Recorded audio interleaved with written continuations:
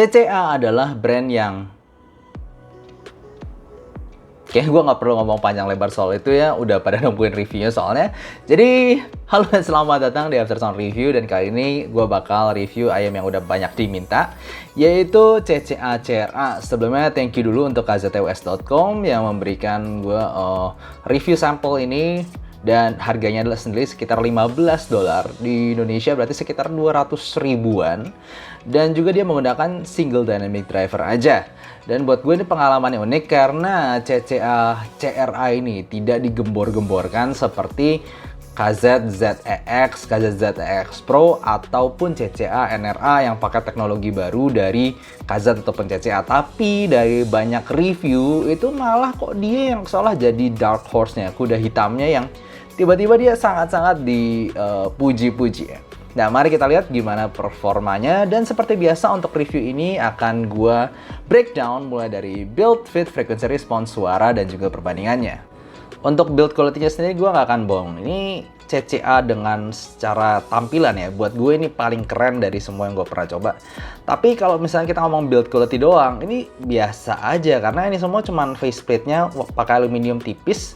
Dan juga ini bagiannya plastik doang, kelihatan nggak dari sini? Kalau udah kelihatan dari depannya ini kesannya rada murahan. Kelihatan dari sampingnya ini emang keren banget sih. Dan nozzle-nya juga seperti ini, semuanya tuh plastik, kelihatan dynamic driver-nya. Dan seperti biasa dia pakai 0,75 QDC dual pin. Dan kabelnya sendiri seperti ini ya, seperti biasa kalau udah biasa dengan CCA ataupun KZ tipe baru. Buat gue sih selama gue pakai nggak ada masalah, dia berasa cukup durable. Kalau fitnya sendiri sih gue nggak ada masalah sama sekali. Ini bener-bener gue bisa ya pakai seharian tanpa ada masalah, tanpa ada sudut-sudut tajam. Atau lihat nggak, ini fitnya enak banget di kuping gue, dia ngepas, nggak kegedean, nggak kecilan. Gue bener bisa pakai ini seharian. Response sendiri gue tetap anggap ini sebagai U-shape ataupun bisa juga dengan V-shape, di mana penekan utama lebih ke sub bass yang mantap extension ya, dan mid range-nya cukup balance sebenarnya, ditambah dengan treble yang cukup extended. Untuk suaranya sendiri, gue udah coba pakai iBasso DX160 ataupun HP gue Samsung Galaxy S10 Plus dan juga QDLX 5K untuk Bluetooth DAC gue, dan memang suaranya ini gue nggak nyangka. Karena beberapa hari ini gue pakai, dan ini adalah daily beater gue. Ayam yang gue pakai sehari-hari di, misalnya gue nggak lagi serious listening gitu, gue cuma pengen fun aja, gue dengerin seperti gue jalan-jalan di mall lagi sendiri gitu, atau ya cuma pengen dengerin musik aja, gue pakai ini. Kenapa? Karena dia pakai source apapun, itu tetap suaranya tuh fun, asik, gampang banget buat gue untuk enjoy, dan gue nggak ngerasa ini sampai kasarnya lekit gimana pun sama sekali, enggak gitu. Ini simply really fun and really easy to enjoy buat gue. Nah, secara tonal memang dia termasuk kategori V-shape, di mana yang tonjolkan jelas itu adalah bagian bass dan juga bagian treble, dan itu energik, tapi dua-duanya punya extension yang bagus. Bass sampai sub-bass yang bagus, treble juga punya extension yang baik. Mid range-nya juga memang agak mundur ya, typical V-shape, tapi nggak sampai mundur-mundur banget, dan overall suaranya itu koheren dan simply fun tanpa nyakitin sibilance. Dan gue gue sangat kaget gue bisa mendapatkan tipe suara V-shape yang proper seperti ini, V-shape yang gue bisa bilang bener di harga sekitar cuman 200 ribuan dan dari brand yang biasanya bikin suara kasar. Itu gue kaget ya, jujur aja gue kaget kok bisa suaranya tuningnya seperti ini. Gue sangat berharap ini bukan cuman kesalahan sekali, taunya nanti seperti VK4 yang dibikin lagi lalu dia batch selanjutnya malah suaranya jadi kasar, jadi V-shape gitu. Di sini tuh tuningannya tuh udah very nice. Semoga ini nggak ada QC issue atau apa, karena ini wah, gue akan jujur aja, gue bukan sebagai reviewer di sini, tapi gue sebagai hobbyist, gue sebagai penikmat lagu sehari-hari, gue sangat enjoy suaranya nih. Bassnya itu bisa dalam, gebuk juga. Gue cukup percaya ini untuk bassnya juga masih asik.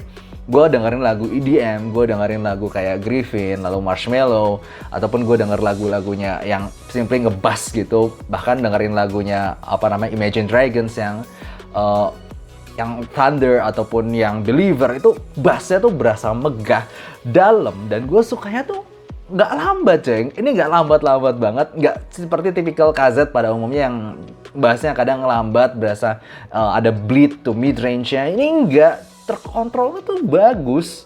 memang gue akuin nggak sampai cepet-cepet banget buat double pedal, no, tapi untuk lagu, kebanyakan lagu ini kontrol bass yang bagus sampai dalam pula. Wow, belum lagi kita ngomongin nanti treble-nya, tapi mid-range ini memang adalah mid-range yang mungkin gue bisa bilang kalau misal dibandingin sama kayak Tanjim Tanya ataupun Blonde BL03 ataupun si Moondrop Quarks yang memang unggul buat gue di mid-range-nya, ini memang berasa agak kurang. Sensasi agak mundur dan agak kasarnya itu masih ada. Jadi gue dengerin Ed Sheeran yang Galway Girl itu masih sedikit kasar, tapi tidak sampai sibilance, tidak sampai nyakitin kuping gue, tidak sampai gue bikin gue, aduh pedes banget nih. Enggak. Tetap gue bisa denger lama karena betapa dia fun to hear gitu, fun to listen. Gue dengerin vokalan bahkan ya, sebutlah Diana Krall atau Olivia Young. Yes, itu masih ada sedikit kasar-kasar, tapi nggak sampai bikin gue ngerasa, oh ini jelek banget. Tau nggak? Jadi gue cuma ngomong vokalnya acceptable, dapat diterima. Nggak sampai bagus banget, nggak sampai jelek banget juga, nggak. Ini bisa sangat buat terima dan gue cukup bisa enjoy. Ditambah lagi yang gue kaget adalah treble-nya. Bisa dibilang treble-nya ini mungkin salah satu treble terbaik atau bahkan mungkin yang terbaik kalau kita ngomongin cuman budget 200.000 ke bawah.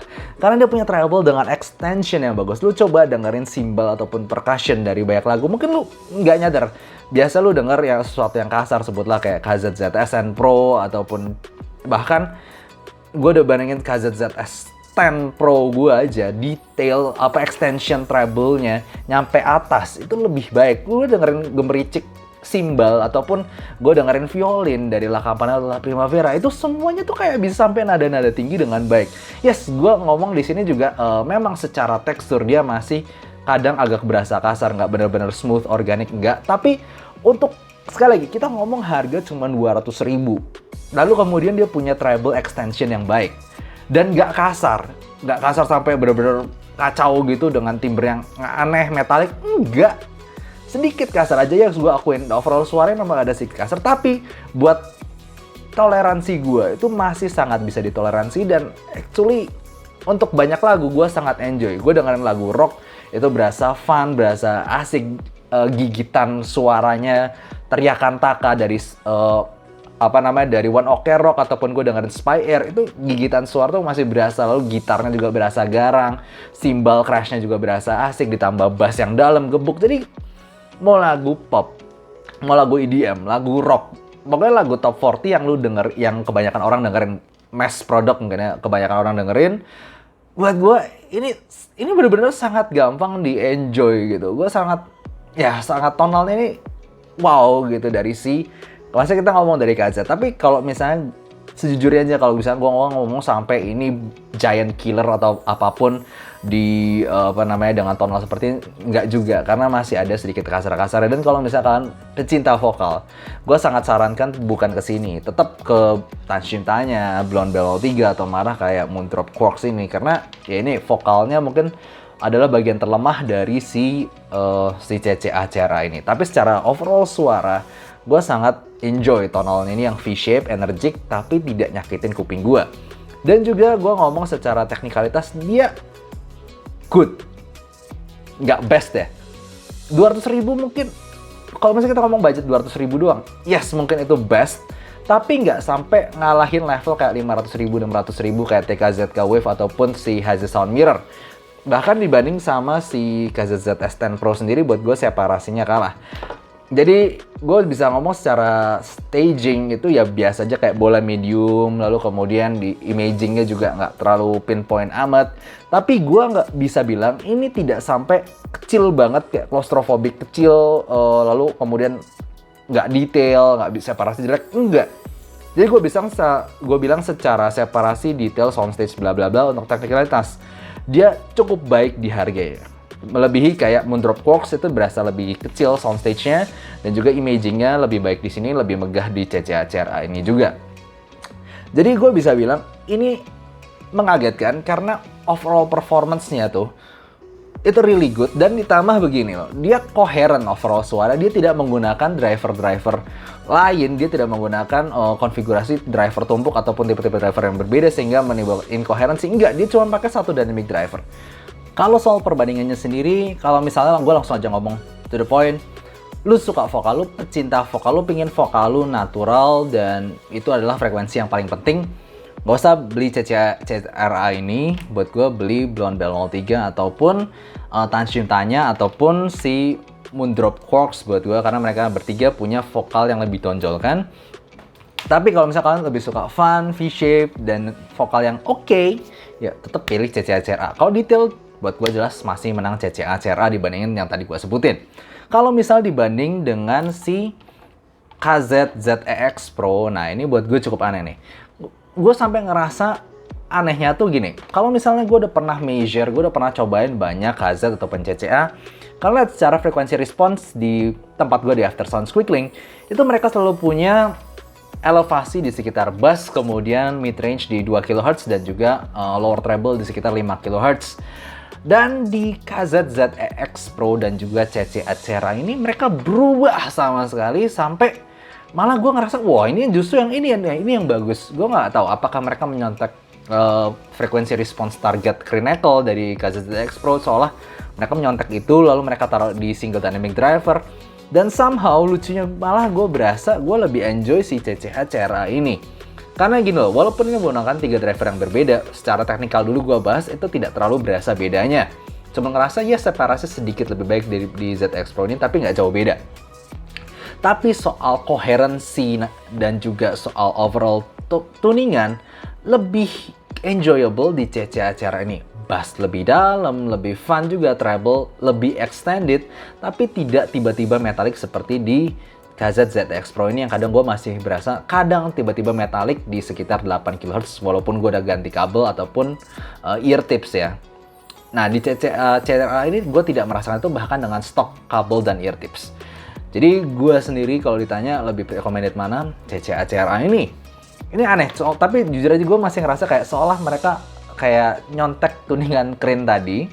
Dan juga kalau misalnya dibandingin dengan si salah satu favorit gue juga kayak si CCA-NRA ini, di harga 200-300 ribuan. Nah buat gue ini kayak kadang gue lebih suka ke NRA, kadang gue lebih suka ke si CCA-CRA ini. Karena secara detail treble, walaupun dia tidak se-extended si CRA, tapi buat gue detail treble, fokusnya, lincahnya nada, gue dengerin violin, terutama di orkestra ataupun di lagu-lagu klasik, buat gue lebih dapet detailnya di CCA-CRA ini. Tapi, di CCA-NRA ini. Tapi di CCA-CRA itu lebih punya bass yang lebih gebuk, lebih dalam juga. Ini kan fokusnya lebih ke mid bass, ini lebih punya sub bass yang dalam, teksturnya juga lebih baik. Dan juga treble yang sebenarnya lebih extended, cuman kurang nggak sedetail, nggak selincah si NRA ini aja. Cuman kalau gue pribadi mau rekomen ke orang, buat gue lebih gampang direkomend CCA-CRA ini simply karena buat gue bass yang lebih baik dan juga lebih easy to enjoy si CCA-CRA ini. Kalau dibanding model lebih tingginya KZ ataupun CCA-CRA seperti KZ ZS10 Pro ini dan juga CCA-CA 16 Pro, lucunya gue lebih suka si CCA-CRA ini karena dua alasan yang buat gue cukup krusial di enjoyment gue ya, yaitu coherency dan timbre. Yes, ini mungkin dua hal yang nggak terlalu diperhatikan sama orang lain, tapi gue sendiri sangat sensitif dengan hal itu. Secara coherency, ya dia menggunakan single dynamic driver doang ya, jelas koheren. Kalau ini CA16 Pro ataupun si KZ ZS10 Pro ini kan dia pakai dynamic driver dan belt signature. Di banyak lagu itu gue ngerasa memang secara timbre, secara transient speed, BA dan juga dynamic driver itu terasa berbeda, jadi kayak sedikit agak agak berantakan di beberapa lagu begitu. Tapi tentunya kalau kalian tidak sensitif dengan incoherency tadi, ya mungkin kalian tetap enjoy ini berdua. Karena memang secara detail ataupun secara overall resolution, jelas lebih baik dua ini. Cuman si CCA-CRA ini buat gue tuningannya lebih bagus, lebih balance. Ditambah dia lebih koheren.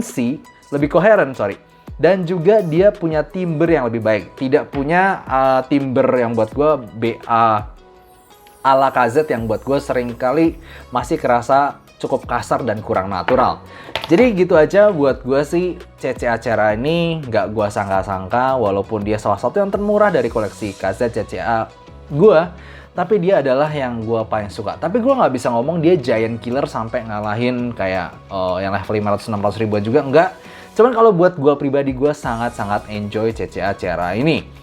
Jadi gitu aja untuk pros-nya dulu gue bahas ya, tentunya dia murah, cuma 200 ribuan doang, $15. Dan tampilan bagus, fit enak, dia punya tuningan V-shape yang proper, yang baik buat gue. Sangat gampang di-enjoy, sangat energik. Dia extension atas bawahnya bagus, vokalnya oke, tapi maksudnya ini sangat gampang di-enjoy gitu tuningannya. Kalau misalnya gue ngomong kelemahannya, di harga segini itu gue nggak terlalu bisa banyak protes. Cuman satu aja, mungkin vokalnya memang agak masih kasar. Tapi gitu aja untuk review gue kali ini, dan semoga kalian enjoy. Kalau kalian suka, jangan lupa kasih like dan subscribe, dan see you next time. Bye-bye. Kalau kalian tertarik dengan seputar kehidupan gue yang lebih nyantai tentang audio, bisa follow Instagram gue dari description. Dan juga rank list IM gue juga gue taruh di description. Dan selanjutnya gue juga berbagi ilmu tentang audio di playlist Soundblock berikut. Dan jangan lupa untuk saksikan live gue setiap hari Jumat jam 9 malam. See you next time.